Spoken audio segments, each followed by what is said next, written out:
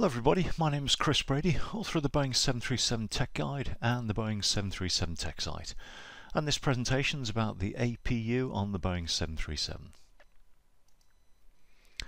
So scope, we're going to be taking a look at the APU, or should I say all of the APUs that have been fitted to all models of 737. Usual disclaimer, always treat your company training and their manuals as the authoritative source of information.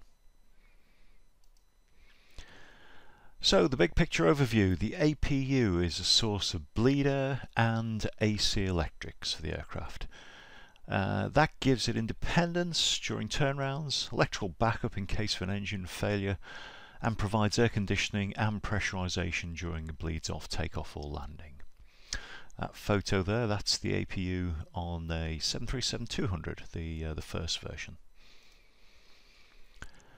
So let's start by looking at the components and parts. The APU lives inside this cowling. This is on a 737 Classic, but other generations are very similar. Quick rundown of the bits we can see. That opening at the top of the photo, that's the cooling air vent. The drain mast on the side there, that mates with the APU shroud on the inside, and that drains oil from the forward accessory and compressor bearing. With the cowling open, it looks like that. And those two lines you see there, they're lines to the fire bottle discharge discs. And over there you got the cooling air overboard exhaust again, as we saw on the previous photo. That small access panel, a little difficult to see above the cowling, that's the line of sight oil filler. And it's sometimes located ventrally in front of the cowling for easy access from the ground. It isn't fitted to all aircraft, it was only on the originals and the classics. When you open the cowling, what you'll see on originals and classics is a fireproof sound reducing shroud. That obviously has to be removed before you can get access to the components inside. That metal shroud has been replaced on the NG and the MAX by a thermal fire protection blanket. And some of the components we can see in this photo are again the cooling air vent. The line on the left there, that's the fuel supply line. And the large duct on the right, it's the bleed air duct. And at the bottom of the duct, as we look at it, that's the APU bleed air valve. So, a closer look at the APU and its components. This is a Garrett 85129, but other APUs are similar. They're all much of a muchness. What you've got there highlighted, that's the fuel supply line, as we saw in a previous photo. A light and switch is located there for ease of use at night. The generator is located here. That's your low pressure fuel filter. The ignition exciter there on the side of the engine. Fuel nozzles here. Exhaust muffler over there. That is your oil tank. Quite a sizable oil tank to cool the engine when it's running. The filler for the oil is here. Filter down at the bottom. And the start motor over on one side there. That again, as we saw in the previous photo, that's your bleed air manifold, and the bleed air valve is here. Further down the fuselage, there are a couple of drain masts. The one just after the port wheel well, this is showed with the hydraulic reservoir vent. As is written on this particular mast, although they aren't always labelled quite as well. And this is a shrouded line enclosing the APU fuel supply line, so it collects any leakage of fuel into the shroud. This can be drained when a stop cork is pushed up in the wheel well. If fuel drains out when you push the stop cork, then you know you've got a leak in the APU fuel line. Oil panel. Only fitted on older aircraft. You won't see this on the NG or the MAX. It's got two lights on it. One says full and the other says add, as in more oil required. Engineers tell me that this is not particularly reliable. Meanwhile, on the NG and Max, there's a more civilized way of checking the oil, and this is through the CDU byte test pages. And this, as you can see here, nice and simple, oil level full.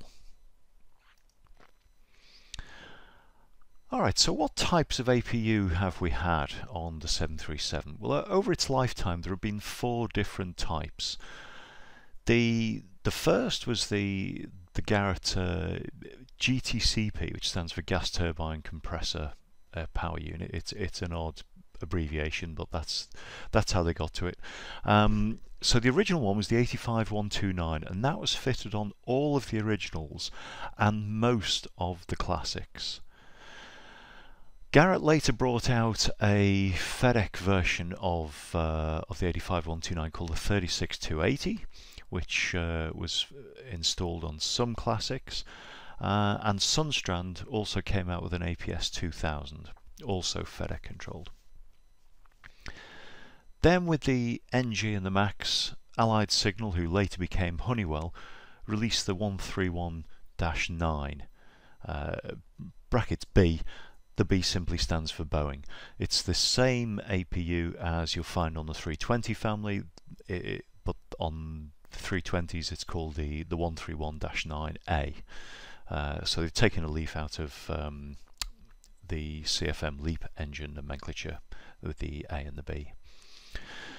The 1319 is fitted on all Max and NG. No APU options there. This is the one you get.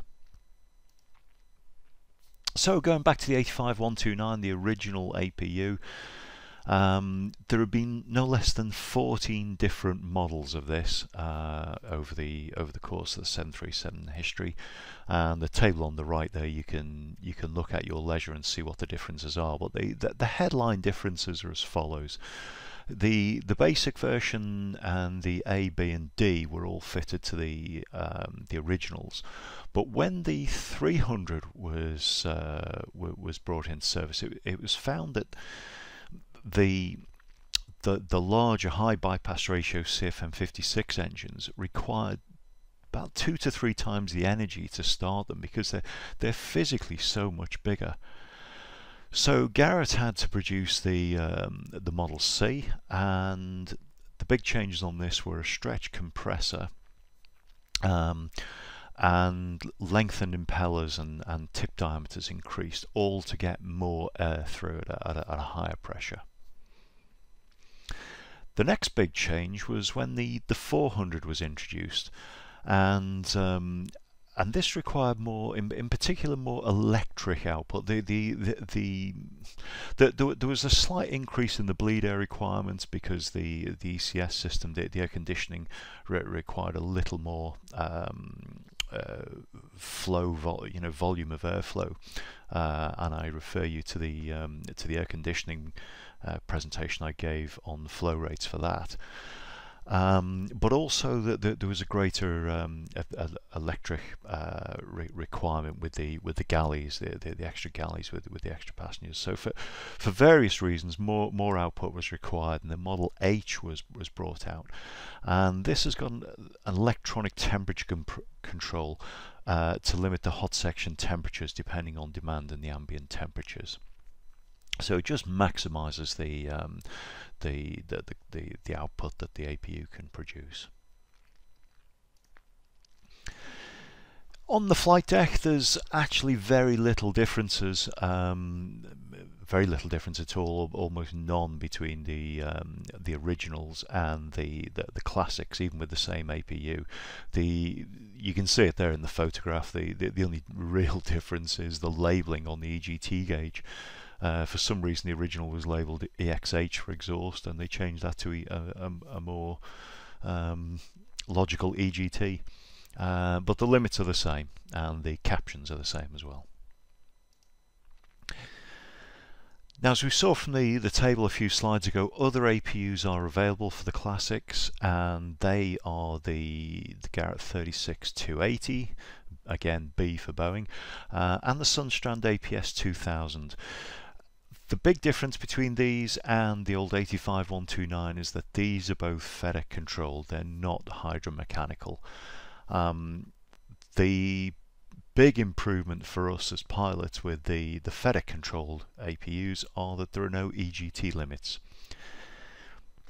or what EGT limits there are controlled real time by the FedEx, so we actually don't need to know them. So our EGT gauge, it actually goes up to 1100 centigrade, but there are no limits marked on. I don't know, but I'm told by engineers that whilst the Garretts were more robust, the Sunstrands are easier to work on, but who knows. On the NG, and in fact also on the Max, the APU is the Allied signal, now called Honeywell, the 1319, and that is the only APU available on those aircraft. It's got a 41,000 foot start capability, and it's got a starter generator. That means that the starter and to start the APU and the generator for the electric output are actually incorporated in the same unit. The big improvement, or the huge improvement that this has over the originals and the classics APUs, means that you can not only start it off battery power but also off AC power as well, and this is huge. Because the drain on the battery for APU starting was immense, as I'll come on to explain in some later slides. So with the NG and the Max, if there is AC power already on the aircraft, either the ground power or engine gennies, then you can start the APU off the AC transfer bus. The NG's also got an inductor oil cooling system, and therefore there's no need for a cooling fan in the APU compartment, and this APU is rated at 90 kVA up to 32,000 feet and 66 kVA all the way up to service ceiling. By way of comparison, the Garrett and the Sunstrand APUs are only rated to 55 kVA, so it's a significant improvement. The Max, I say, it's still the same APU, but it's now the Series 41. Minor improvements, nothing significant that we would notice. The main one is improved starting reliability, particularly up at max altitude. Power rating's the same as on the NG. The differences for us in the flight deck on the APU panel, first one is that the EGT gauge has been removed. It's so electronically controlled with the FedEx or the ECUs, it actually now is, that the Boeing consider the EGT gauge to be of no interest to the pilot, so they removed it. The blue maintenance light is now replaced by a door light. Caption logic. So the captions have changed their names and functionality over the years, and I'll go through them with you in a moment. But just before I do, let me give you the background on the logic for them. All of the amber captions are disarmed when the APU is off.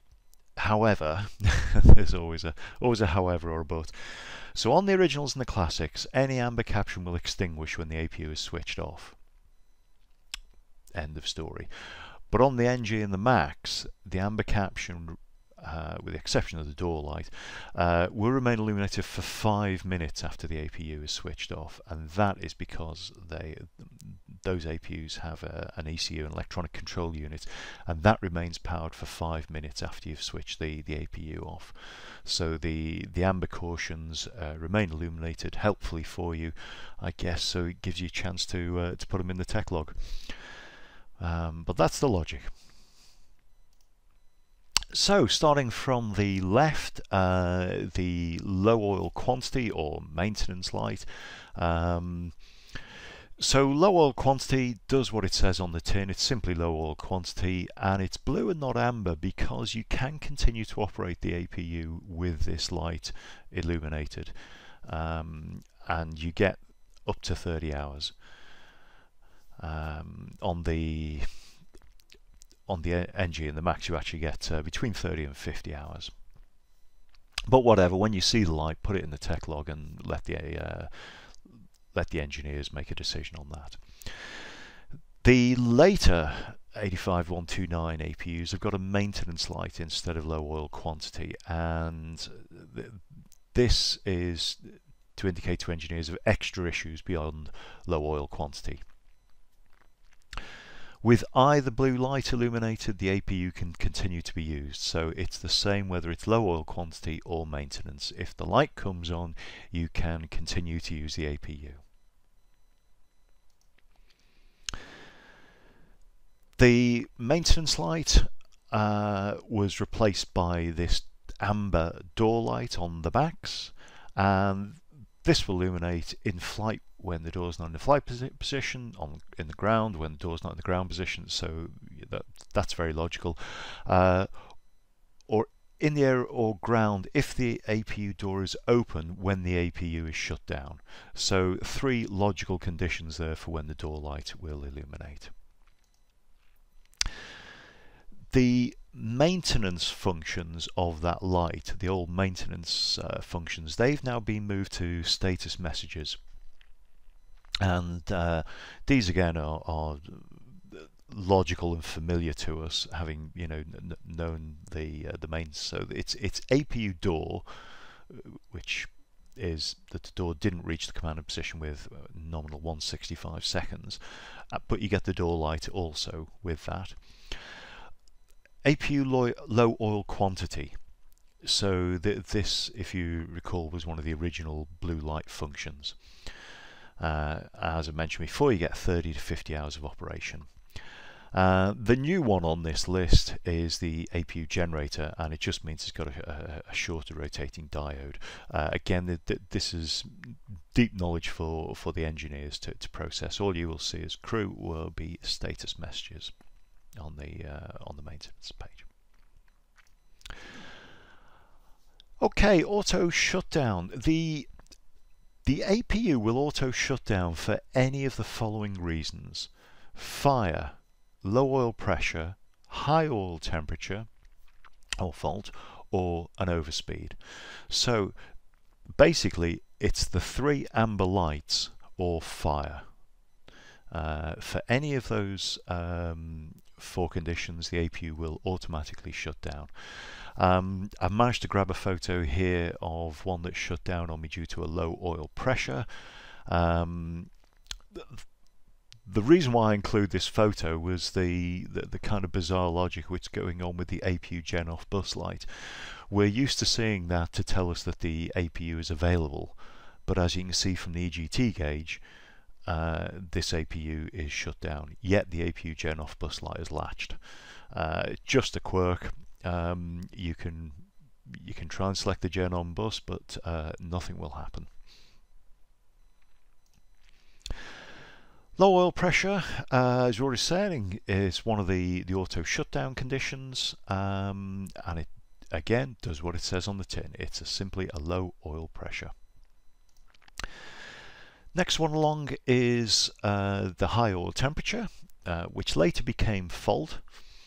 Either of these lights, whichever you've got fitted to your aircraft, will cause an auto shutdown. The only difference between the two is that you can have an additional restart attempt with the fault light. You shouldn't try a restart with high oil temperature. The extra things that the fault light can throw up beyond high oil temperature, it's quite an extensive list, and here it is. I'm not going to read it out. You can read that in your own time if you wish, but if you compare that to just a single function switch of high oil temperature, you can see that that there's a heck of a lot more functionality with this switch. With this caption. And as I say, you don't, as a pilot, need to know what they are. All you need to know is that if that happens and you feel the need to try another APU relight, then you can. Additional restarts may be attempted. I mean, the wisdom of doing that, particularly on the ground with maintenance available, is I'll leave between you and your airline SOPs, but Boeing don't prohibit it. Last one on the bar here is the overspeed light, and this will indicate that either an RPM limit's been exceeded, which caused the APU to shut down, or that the overspeed self-test has failed during a normal shutdown. So I should say that during any normal shutdown, the APU EEC does an overspeed self-test. It actually injects an overspeed signal to itself to make it shut down. That's how it works. And if it fails that self-test, the overspeed light will come on. Okay, so the AFM limitations, the aircraft flight manual limitations, are as follows. Up to 10,000 feet, you can use APU bleed and electrics together. Up to 17,000 feet, you can only use bleed, as in don't use the bleed above 17,000 feet. It's probably the other way to phrase that. The original Garrett 85129s, as fitted to the originals, have an electrical load limit of 25,000 feet. With the classics, that was raised to 35,000 feet, and with the Garrett 36280 and APS 2000, that was raised again to the service ceiling of the classics of 37,000 feet. And as you probably know, if you're on the NG or lucky enough to be on the Max, the electrical load limit is 41,000 feet, which is your service ceiling. So you can use electrics all the way up to service ceiling. There are also some non-AFM, now we don't call them limitations anymore, this is just operational information.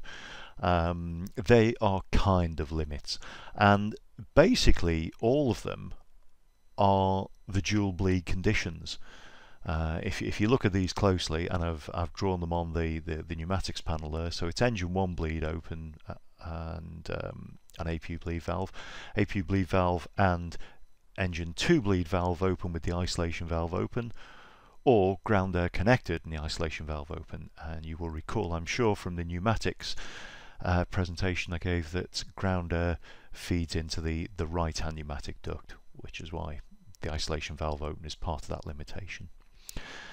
Now they do say that the APU valve may be open during engine start, which is just as well, because we use the APU bleed air for engine start. But avoid engine power above idle, which is fine. That's just what we do. That's ops normal for every engine start we do.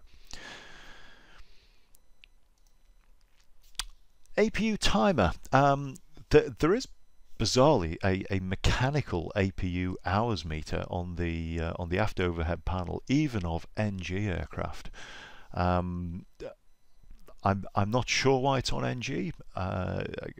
Originals and classics, I get it, but all of the information is available in the APU byte test pages of the CDU, which is a much more civilized and accurate way of doing things. But there you go. Some aircraft have both. The fuel source for the APU it's normally from the number 1 main tank, and it's recommended that at least one pump in the supplying tank be on to provide positive fuel pressure. This preserves the service life of the APU fuel control unit. Now, this must have been an issue because Boeing eventually installed an extra DC operated APU fuel boost pump in the number 1 tank. This was fitted on newer classics and all NGs. Strangely enough, I don't see any mention of this being fitted on the Max, and I stand to be corrected, but I couldn't find that the Max has this pump, so I don't believe it's on. I'm not sure why they didn't think it was necessary on the Max. Maybe the APU, I don't know, has got greater suction powers or something. I'm not sure, but there you go. It's certainly there on most of the classics and all of the NGs. This automatically shuts off when an AC fuel pump pressurizes the fuel manifold. In other words, when you put on one of the fuel pumps, it will switch off this DC booster pump for you.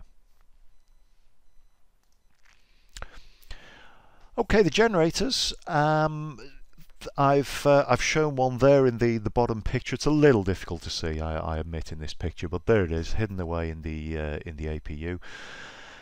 The the power output of these generators has increased tremendously over the years. On the originals, the in-flight limit was 40 kVA. On the ground, 45. On the classics, it was increased slightly to 45 and 55. And on the NGs and the Max, it's 66 kVA up to 41,000 feet, or the full 90 kVA either on the ground and up to 31,000 feet. The reason why the rating is higher on the ground than in flight is simply that the cooling is better, because of the airflow effects going into the APU.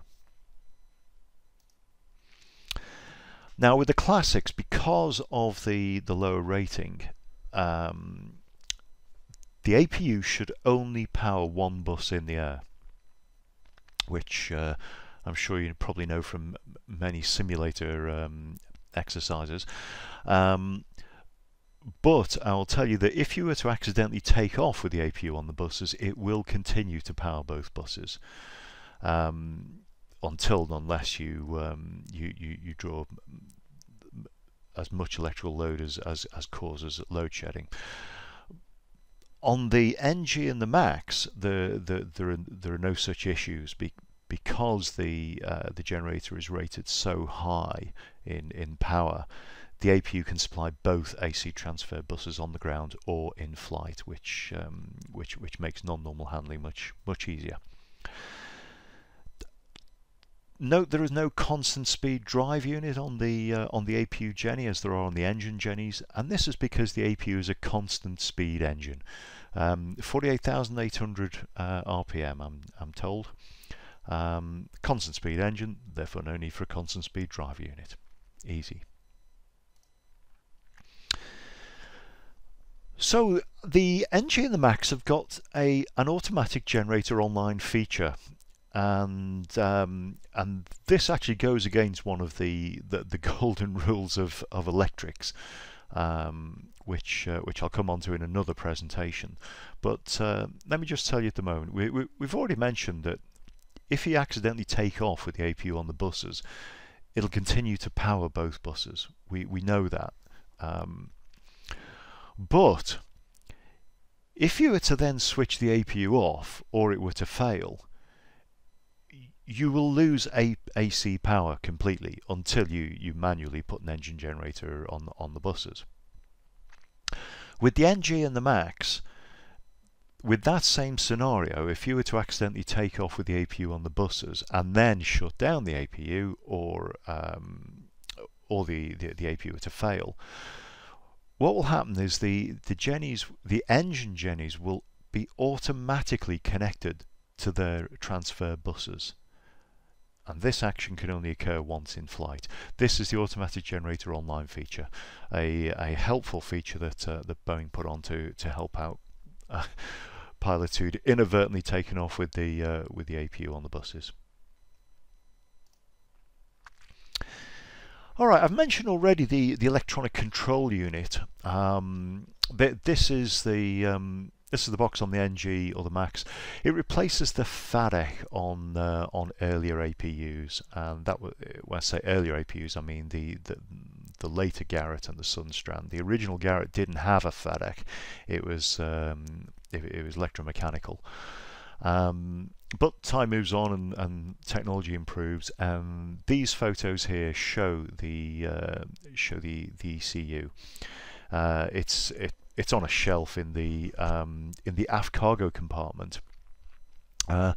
Basically, they ran out of space in the E&E bay, and have now started to overflow electronic components in the aft cargo bay.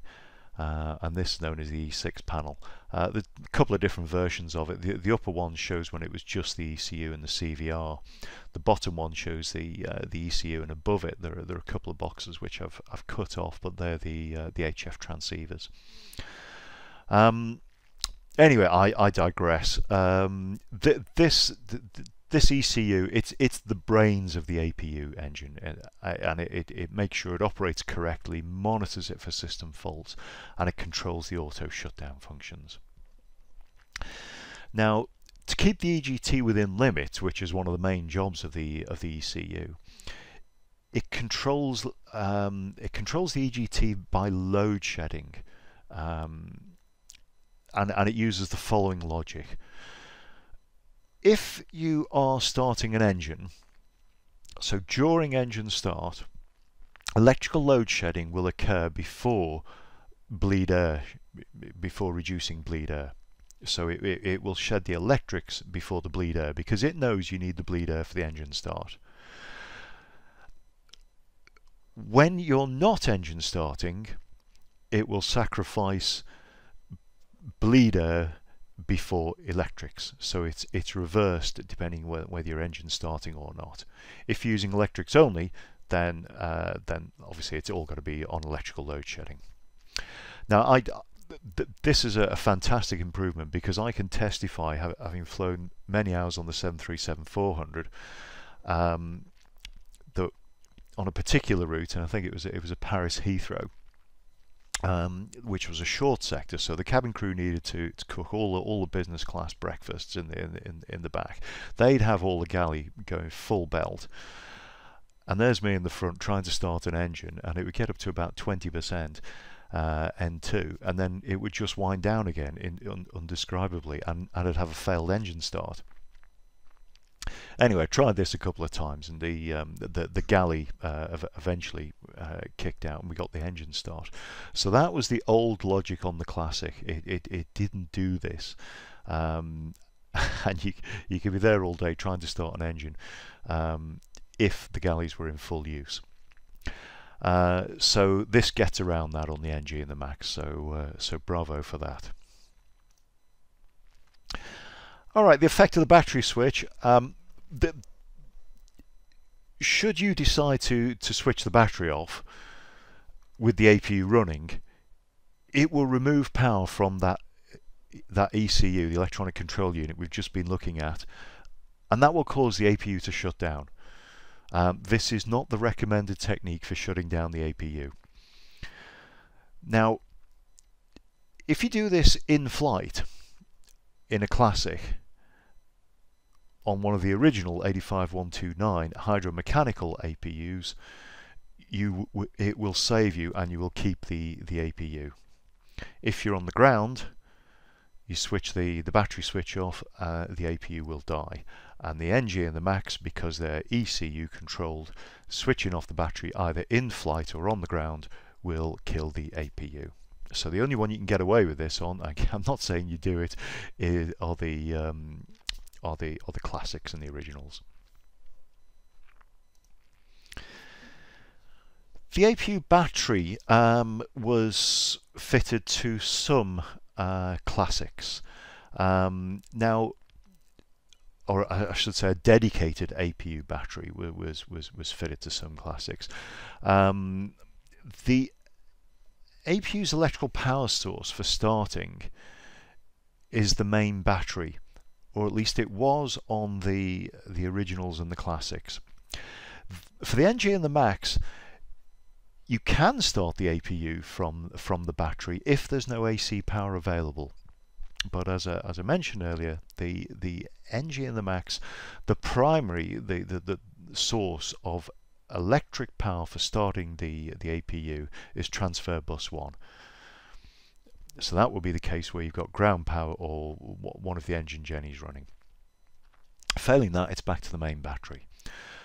But because on the Classics this AC power option was not available, and the drain on the battery when starting an APU is immense, later Classics had an extra dedicated APU battery whose job it was to start the APU, thereby preserving the main battery capacity. Now this idea, it kind of evolved into a dual battery arrangement, because it not only would it start the APU, but it would also help in the standby power case. And the standby power case is why we have the auxiliary battery on the NG.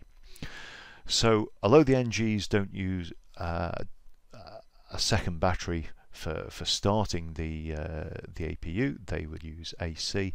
It did develop into the auxiliary battery or the dual battery option. So it's that was the evolution, if you like, of the auxiliary battery on the NGs. Now, battery starting, should you have to do it, it draws a huge current on the battery. So this photo here, obviously that's on an NG with that panel.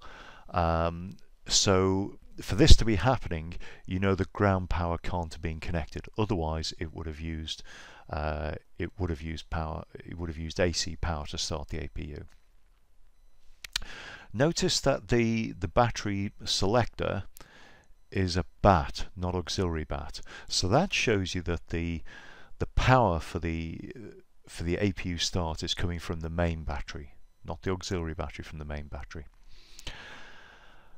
Now, there is a control function within the ECU to prevent the battery depleting below certain limits, and these are 18 volts DC on the ground and 20 volts DC in the air during a DC start attempt. This is so that you don't completely flatten the battery and make it unusable, because the battery is your last line of defense. So again, you can see that on the photo the DC volts here are showing as 19 volts. Therefore, you know that this start attempt was on the ground, because the control won't let it go below 18. If this had been in the air, that would have been a minimum of 20 and probably 21. Not that you should really be battery starting in a position where you're having to battery start an APU in the air, but if you are, it's good to know that it won't completely kill the battery. However, it's worth remembering that any start attempt on DC power uses around about 7 minutes of battery life, depending on the condition of the battery. So maybe worth bearing that in mind if you ever have to do this in flight for real. Okay, so let's talk about the starting process then with the APU. Now, the first thing to say, the APU is rotated for starting by electrical power. Now that is unlike the engines, which are rotated pneumatically. If you think about it, for starting the main engines, the first one we start off the APU or a ground air source. Well, the second one we start off the APU as well, or we can cross-bleed start. But the point is, all of the engines are started, the rotation is started by air. On the APU there is no air, or the assumption is that there is no air. So the APU is rotated electrically. Now that takes a heck of a lot of electrical power. And that creates an awful lot of heat in the starter power unit, the starter converter unit. And this is the limiting factor for the APU start duty cycle, which, if you recall, on the NG and on the Max as well, it's 3 attempts followed by a 15-minute cooldown period. But it's that heat generation, because of this huge amount of power to get that APU rotating, is where this limit comes from. Okay, so let's have a look at the starting process in stages. So there's the ECU again in the aft hold. That will send a start signal once the air inlet door is fully open. So the first thing that happens is you move the start switch to start. The ECU wakes up, sends a signal to the inlet door to start it opening. When it's fully open, it will then send a start signal off to the electrics to start rotating the APU. What happens next is in the E&E bay, we've got this enormous unit here called the start power unit. And this changes 115 volts AC from transfer bus 1, or if you're doing a battery start, 28 volt DC to 270 volts DC power. So regardless of what the electrical source is, either transfer bus 1 or the battery, it will convert it to 270 volt DC power. From there, it goes across to a box just 2 boxes to its left, to the start converter unit. And this converts it, would you believe, from DC back into AC again. So obviously this is catering for the case where you've had to do a battery start and you start on DC. So it goes to 270 volts AC and sends it off to the starter generator. The starter generator, you can just about see it on this photo of an NG APU. It's that box down there in the bottom right, and as the name would suggest, it is both a starter and a generator. So it's used both to rotate the engine for engine starting, and it is also the same unit that provides your AC power source for the aircraft electrics. Okay, so let's have a look at the APU start sequence for real. You see you've moved the APU start switch to start, the door's opened, low pressure light comes on.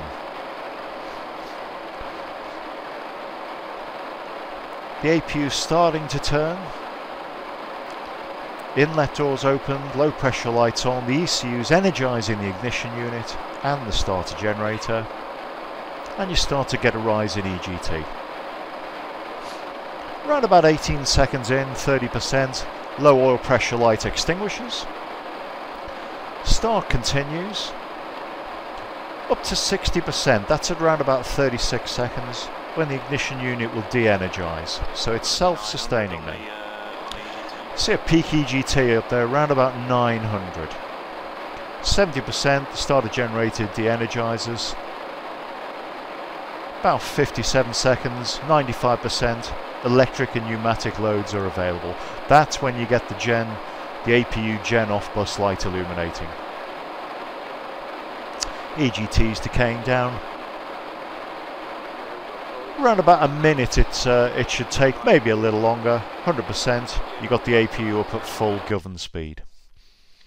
That's your APU sequence. I say quite high EGTs there. But that is normal and acceptable for an ECU controlled APU. And you know, this is why there are no limits. Now, as you've just seen from that video clip, where that was a clip of me relighting an APU at 41,000 feet on an air test. We got a peak EGT there of 900C.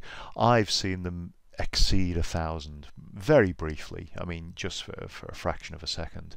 But again, this is no problem. The ECU looks after everything. On the classics, there was a maximum recommended start altitude of 25,000 feet, but there is no limit for the NG in the Max. That's because it's got better airflow into the APU. Talking of airflow, this is the air inlet, and this takes in both air for the combustion, i.e. so air for burning in the APU engine, and also for the cooling of the oil and the generator. Historical note, the vortex generator was actually added in 1977 to fix poor in-flight start performance because the air wasn't getting in through the inlet door. According to Boeing, it reversed the former negative pressure difference across the APU so that aerodynamic cranking could assist the starter motor during in-flight starts. There you go, that's why Boeing said they put it there. It was further modified a few years later by adding the trailing edge articulated flap. You can just see the hinge there particularly well on the lower photo. That folds into the aircraft about 25 degrees and kind of makes it an aerofoil. And that sends the airflow into that door. Cooling, the originals and classics, which this is a photo of. It's actually a classic, but it's the same as on the originals. There are those 4 little cooling air intakes for the exhaust duct muffler. That's all these are for. These are just for the exhaust muffler. I say the cooling for the generator and the oil is taken in through the air inlet that we saw in the previous photo. The opening at the bottom there, that's the cooling air vent from the APU shroud, and this is the air which has come in through the main air inlet, is expelled there. The 737NG, as I'm sure you're all aware, had the second hole, and this is the adductor cooling air inlet above the exhaust. So the exhaust is the big one at the bottom, but the adductor cooling is above it, and that is actually an air inlet.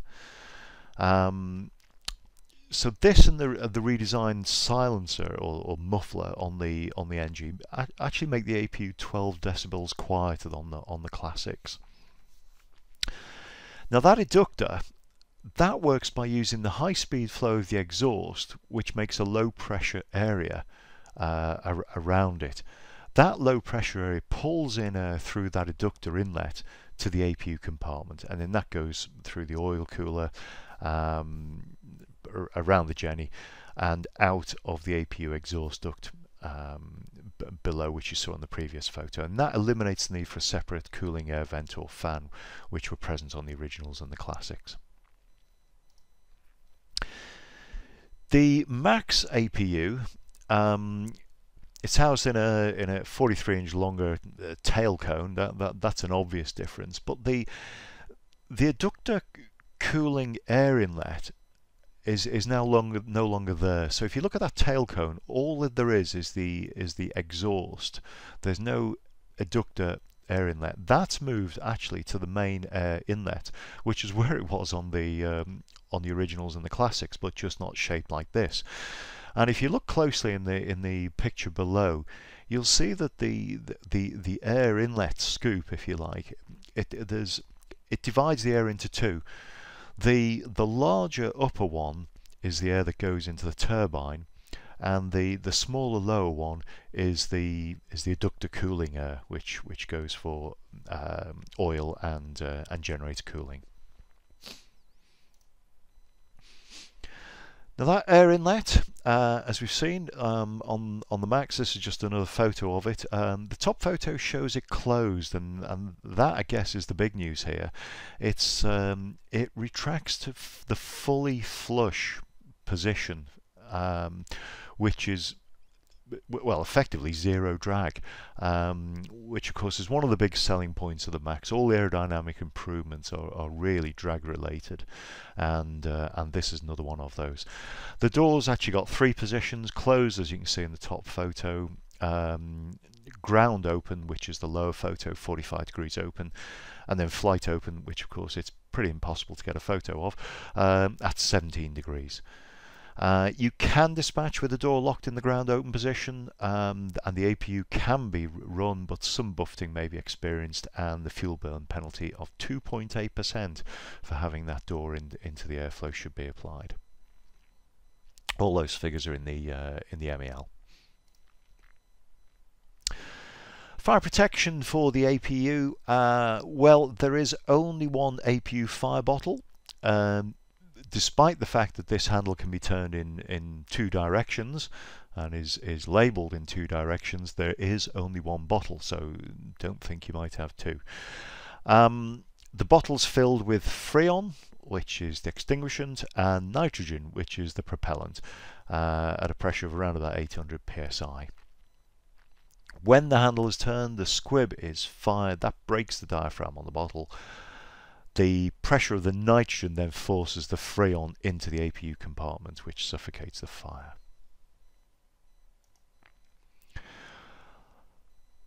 In the main wheel well, there's a fire control unit, APU fire control unit, and if you pull down on that red T handle, that will shut down the APU.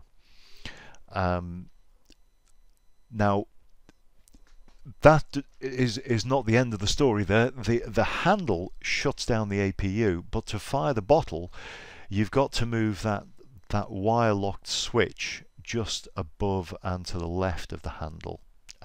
Move it to the left. There is a customer option for an automatic APU fire extinguisher discharge, whereby the APU fire extinguisher will discharge automatically 10 seconds after an APU fire warning is detected on the ground when the engines are not operating. So all of that functionality you see there can be automated if you choose that customer option. So see your individual FCOMs for whether you have that fit or not. The APU fire bottle, it's in the rear fuselage near the APU bay, so it's quite handily located for the APU. Some aircraft, and by some I mean the originals and the older classics, have got a sight glass to the bottle pressure gauge, so you can visually inspect on a walk around or what have you whether that needle's in the green arc. All of the originals and classics have got two indicators, the yellow and the red disc, to show if the squib's been fired, which is the yellow disc, and the red disc to see whether the bottle is over temperatured or over pressured. None of these three things are fitted to the NGs or the Max. A word of caution. This is a photograph I took after having fired the APU fire extinguisher on the ground, and the yellow disc had not blown completely clear. You can see it's actually hanging on. It's kind of butterflied into an open position rather than being blown away. So that's just a note of caution. If you are flying an original or classic and you got these fitted, do have a good close look, because you might find you haven't got a bottle. Why anybody would fire a bottle and not put it in the tech log, I don't know, but you know, be aware. Okay, a word about the ground use solve air conditioning packs. So for the originals and the classics, we should only use one pack from the APU, because the packs are working hardest when delivering cold air, and it's that hard work that we don't want to put the APU under too much strain. Now with the NG and the Max APUs, they're more powerful, so they can use both packs for cooling or heating on the ground. And in fact, using both packs causes the APU to use slightly less fuel in single pack operation, which you can see and I can explain on the FMC or the CDU APU byte test pages. So here's the explanation of why it's best to use two packs rather than one pack on the ground. A single pack must work harder than two packs to cool the cabin to a given temperature. That's straightforward logic. When the packs are working hardest when they're cooler. So the APU must supply a higher bleed air pressure to get that that necessary pressure and air to the pack. That higher pressure requires a greater inlet guide vane open position than required for a two-pack operation. You can see that on the IGV positions there. Single pack, you've got 77 degrees. With both packs, you've only got 44 degrees. So with single pack, there's a greater demand for bleed air from the APU. But since there's less airflow in the cabin with one pack, a large amount of unused bleed air has to be exhausted through the surge control valve. And that is wasted effort. So effectively the APU is bringing in more air than it needs and expelling it, and that is what is cranking up the temperatures and pressures.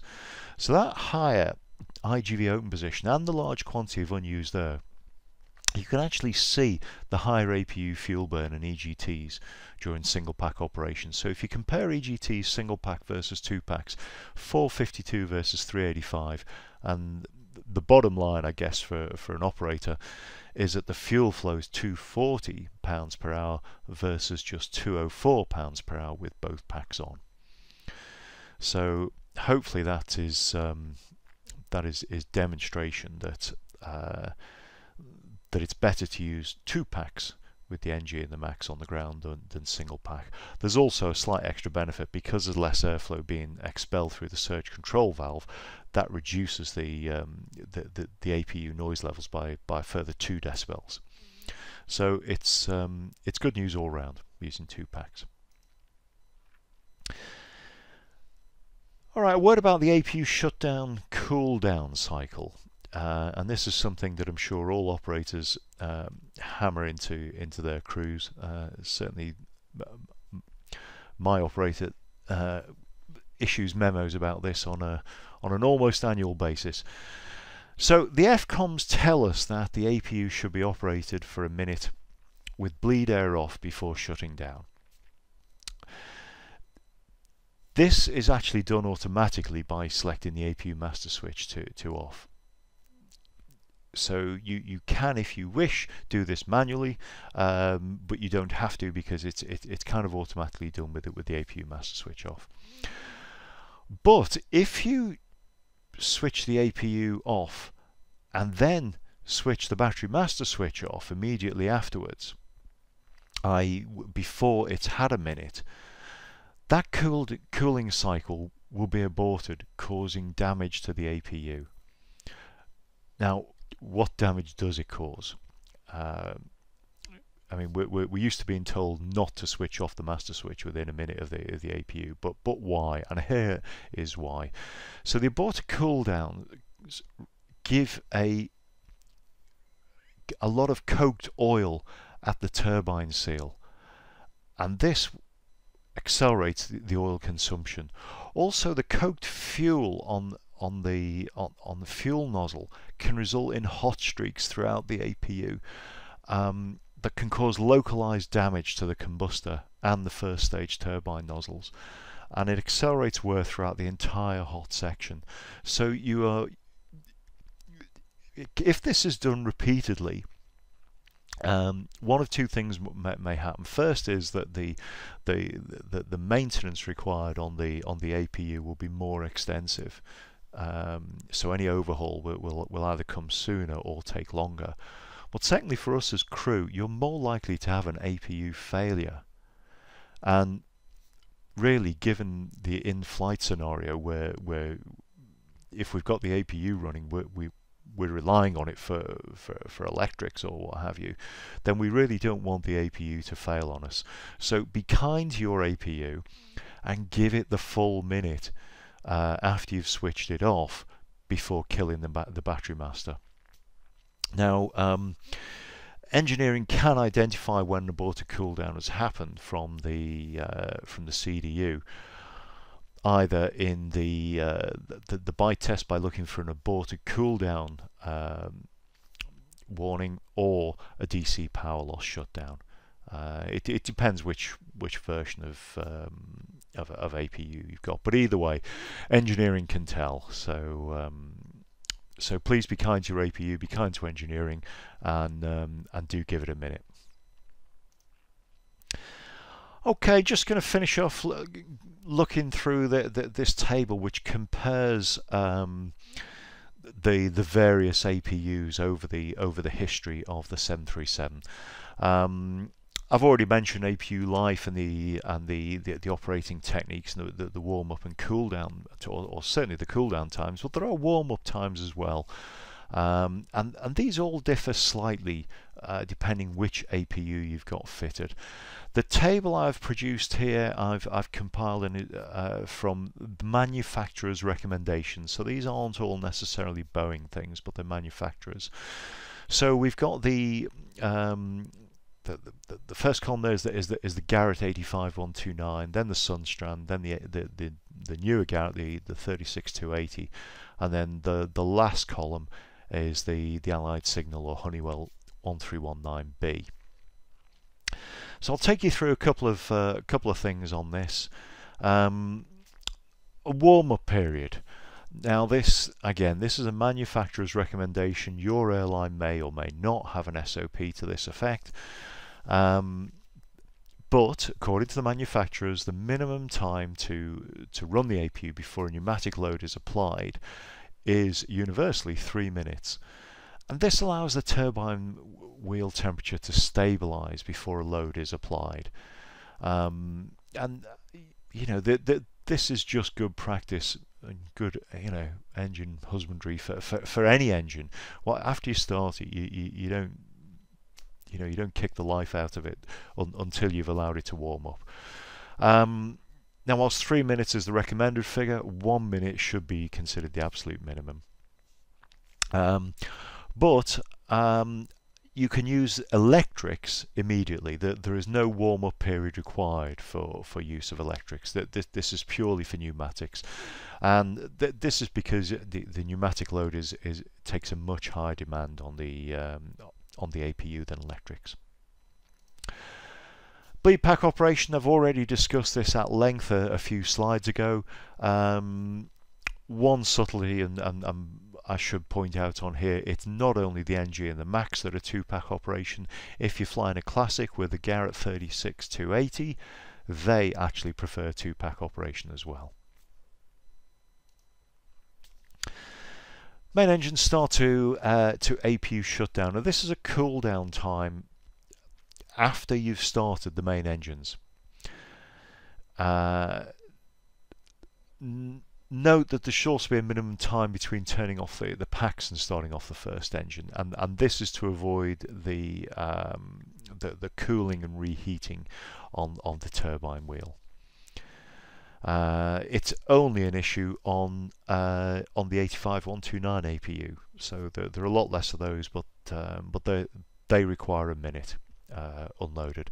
With the later APUs, the FedEx controls all this, and you can do the shutdown immediately, and the 1 minute is part of the automatic cool down period.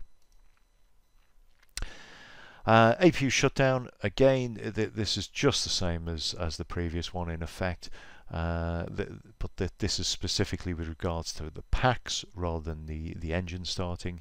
Again, if you've got an aircraft with an 85129 APU, give it a minute before you switch off the APU. With all of the rest of the APUs, the 1 minute automatic cooling period takes care of this. That's it. I think I've covered everything there is to cover on the APU. As always, if you've enjoyed this video, please give it a like on YouTube. Please subscribe to the channel. This all helps with visibility and promotion of the videos and the channels across YouTube. Thanks very much for your attention, for watching and listening, and I'll be back with the next presentation in about a week's time. Thank you.